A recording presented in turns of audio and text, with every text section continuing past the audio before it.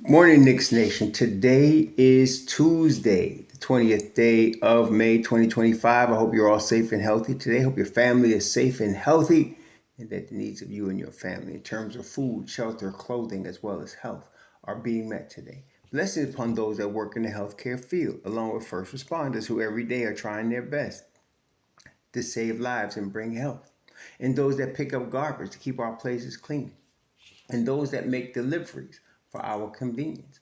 Double blessings on the men and women that are out here trying to help rescue, deliver, and recover teenagers and children that are victims of child molestation and pedophilia. People that are trying to help those that are victims of pornography and child pornography, prostitution, child prostitution, human trafficking, and sex slavery. Double curses on the perpetrators, the profiteers, and the perverts that create the demands that these heinous industries exist in. Finally, double blessings on the homeless. More than 700,000 men, women, children, families, senior citizens, veterans, homeless in the United States of America, and millions around the world in similar or worse conditions. Blessings upon them, for theirs is the kingdom.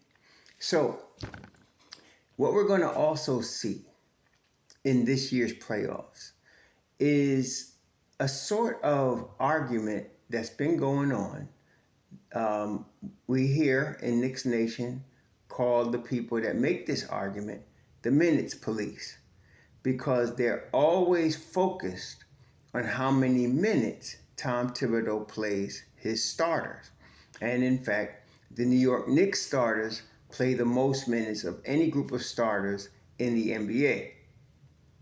And so there's going to be contrasts in this playoffs. So look at this.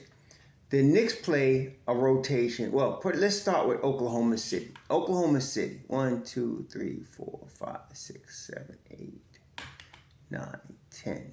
Oklahoma City plays a 10-man rotation. They play a 10-man rotation. The Indiana Pacers play an 11-man rotation. 1, 2, 3, 4, 5, 6, 7, 8, 9, 10.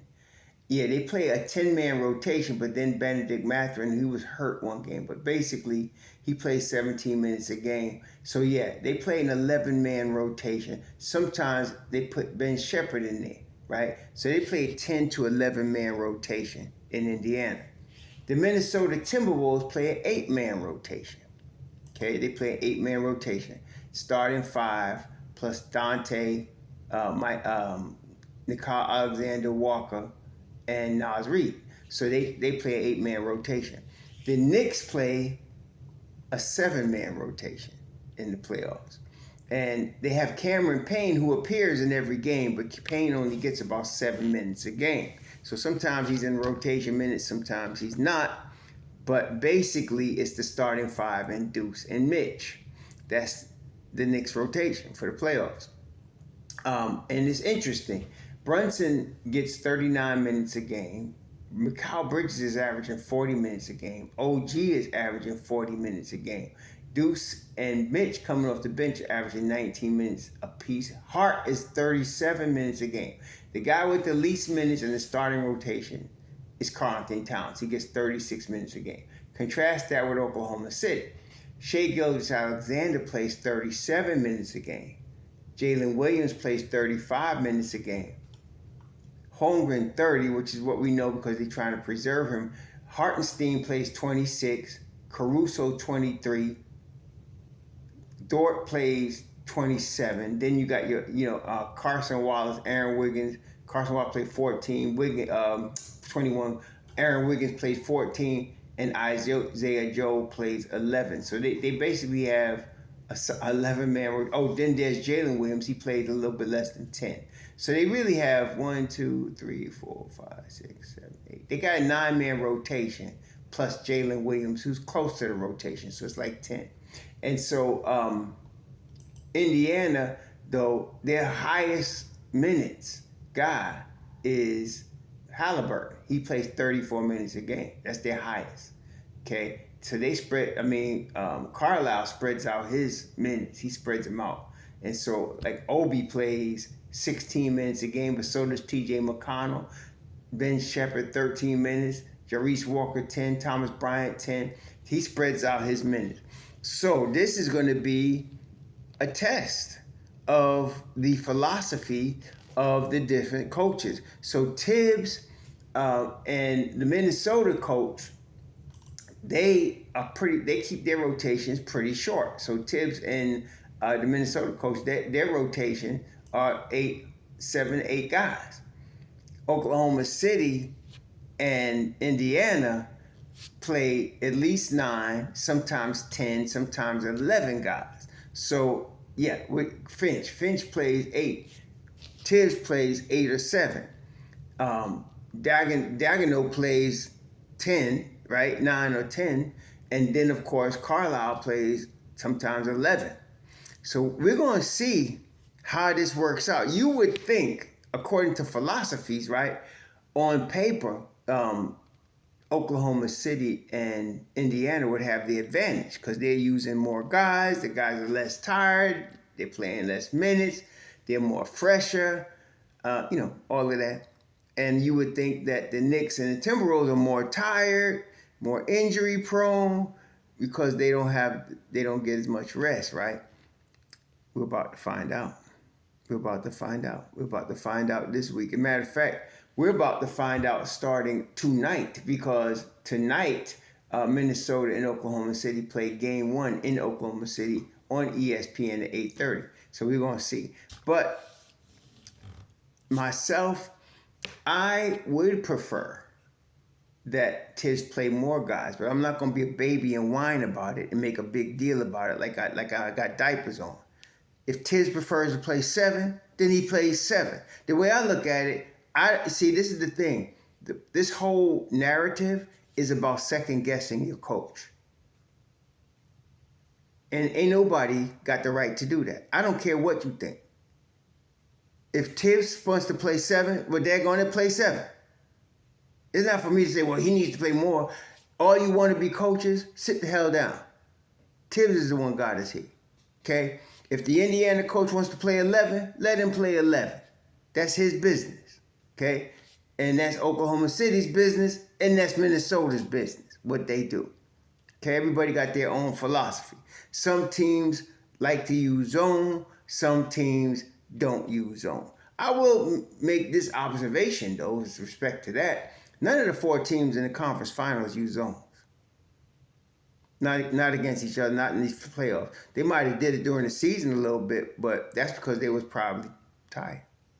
Thibs never uses zone. Okay, so it's always man to man. It's always switching. He calls it flying around. It's always that. So this is, and I guess I'm trying to head off at the past all the whining because I hate whining. And I hate when people come on my channel whining, especially when they whine about Thibs. He needs to do this and we need to do that, as if they know what the hell they talking about. I want to bring this up to say, now we're going to see. We're going to see how this works out. We're going to see who gets minutes, and we know who's going to get minutes and who not, but we're going to see which philosophies are effective. Are the Knicks going to be tired at the end of the games against Indiana? Is Indiana's length of left that they play going to play a role in how they are successful or not in this series? Same with Oklahoma City. We'll see. Now, one thing I will say is with respect to Oklahoma City, they're probably the healthiest team in the playoffs. They're also the youngest.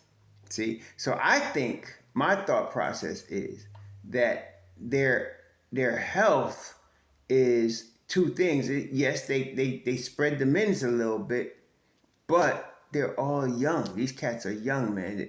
When you look at their roster, they're top. Like Shai Gilgeous-Alexander. Let me see, how old is he? Shai Gilgeous-Alexander is 26, and he one of the oldest ones. You got Caruso 31 and Kenrich Williams 30, but Hartenstein 27, Wiggins 27. SGA 26, Dort 26, Isaiah Joe 25, Jalen Williams 24, Chet Holmgren 23, J-Dub 22, Carson Wallace 21. That's a young team. Okay, them boys could run a little bit. That's a young team right there. They're the youngest team in the Final Four. Knicks are not that old either, really. I mean, when you want to look at the Knicks roster, they're not that old either. I mean, really, their oldest guy's obviously P.J. Tucker, but he don't play. But DeLon Wright's 33, Cameron Payne 30, Josh Hart 30. Then Karl-Anthony Towns 29, Shaman 28, Brunson 28. I think, honestly, the Knicks team, especially in their rotation, are built with a bunch of guys that are in their prime or coming up on it. Well, Deuce is 24, and Mitch Rob, though, is 27. Deuce is 24, so he's not even in his prime yet. But he's really the only one. The rest of these guys are in their prime, 27, 28, 30. That's prime years for, professional basketball players. So they're all in their prime. This is a good year for the Knicks to be doing what they're doing. But Oklahoma City is the youngest team of all of the teams up here. And I think New York is probably, no, Minnesota's the oldest. Rudy Gobert, 32. Mike Conley, 37. He's in their rotation. Juju is 30. Then it goes down in the 20s with Devo at 28 and Nicole 26. Nicole Alexander Walker. Nas is 25. They're a little older, but they're not old. But they're a little older. But we're gonna see with the 7-man rotation of Thibs and the 11-man rotation of Rick Carlisle. We're going to see how this works out. This is going to be interesting. So I think when it comes down to it, I believe most of us understand that the Knicks are a tough team if the game is close in the fourth quarter. And yes, it's because of Jalen Brunson. But they just make plays. It's not just Brunson, though.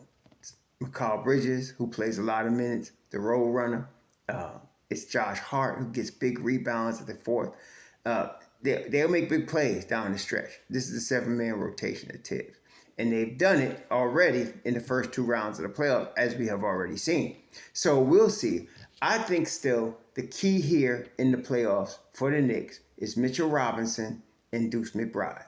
Because when they come off the bench, the defense goes up a notch. Okay, and that's what it is now. As far as scoring, the Knicks are the bench for the Knicks is the lowest scoring bench left in these playoffs, right?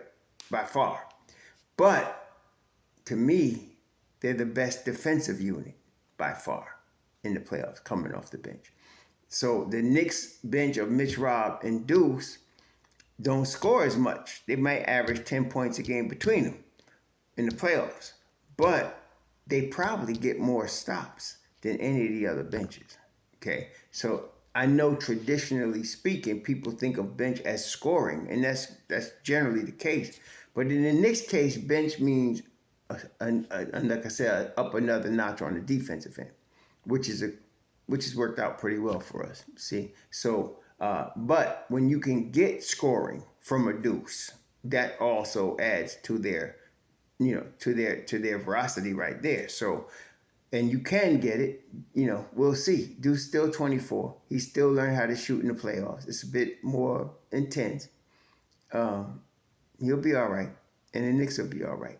So, yeah, this is a definitely an analysis in philosophies where Thibs is playing 7 or 8. And on one end of the spectrum, Rick Carlisle is playing 11. On the other end of the spectrum. We're going to see tomorrow night. And then tonight, Finch plays 8.